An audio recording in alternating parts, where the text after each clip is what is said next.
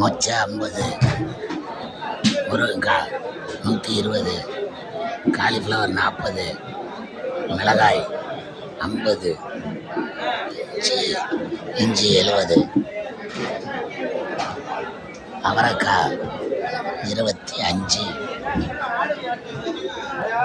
இந்த அவரைக்காய் 40, கொத்தவரைக்காய் 40, கேரட்டு 30, சவுச்சவ் 25, பட்டாணி 50, கத்திரிக்காய் 30, புடலங்காய் 30,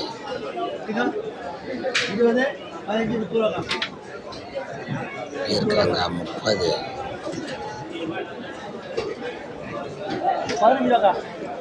தக்காளி 20.